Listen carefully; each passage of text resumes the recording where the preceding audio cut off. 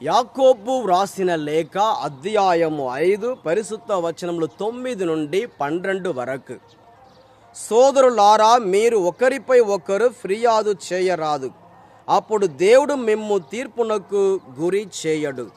తీర్పరి ద్వారము కడనే ఉన్నాడు, లోన ప్రవేశింపనున్నాడు.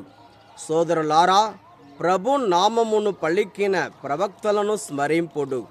కష్టములలో సహన మన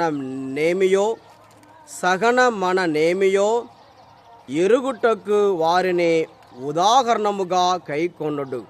వారు సహనమును చూపిరి కనుకనే వారిని ధన్యులనుచున్నాము. యోబు సహనమును గూర్చి వినియున్నాము. చివరకు ప్రభువు అతనికి ఏమి ఏర్పాటు వనర్చెనో మీకు తెలియను. ప్రభువు ఎంతయో జాలియును కనికరమును కలవాడు కదా. సోదరులారా, ముఖ్యముగా మీరేదైనా వాగ్దానము చేయున్నప్పుడు ఒట్టు పెట్టుకొనరాదు. పరలోకముపై గాని అన్య దాగాని ప్రమాణము చేయకుడు. అయినచో అవుననియు కానిచో కాదనియు మాత్రమే పలుకుడు. అప్పుడు మీరు దేవుని తీర్పునకు గురి కాకుందురు. ఇది ప్రభుని వాక్కు. సర్వేశ్వరునికి వందనములు.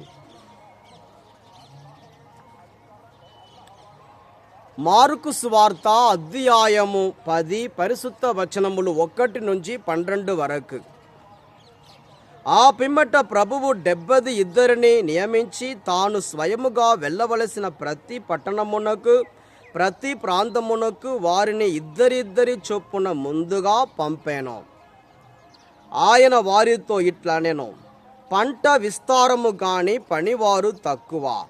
కనుక తన పంట పొలమునకు పనివారిని పంపవలసినదిగా యజమానుని ప్రార్థింపుడు.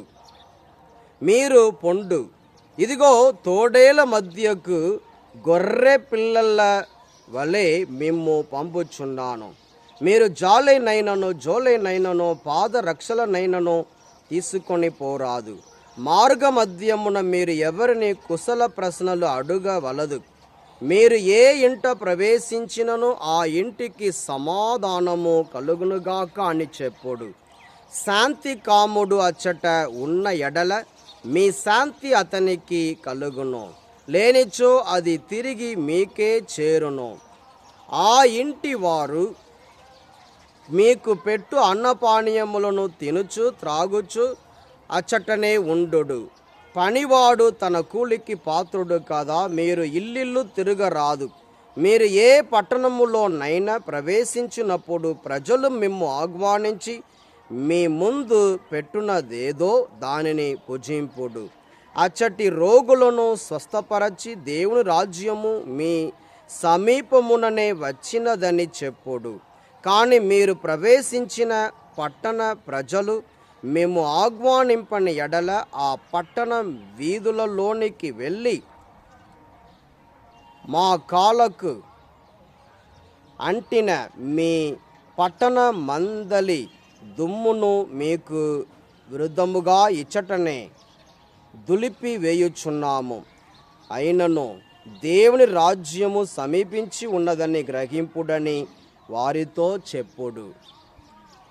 తీర్పు దినమున ఆ పట్టణపు గది కంటే సొదమ పట్టణపు గది ఓర్వదగినదిగా ఉండునని మీతో చెప్పుచున్నాను.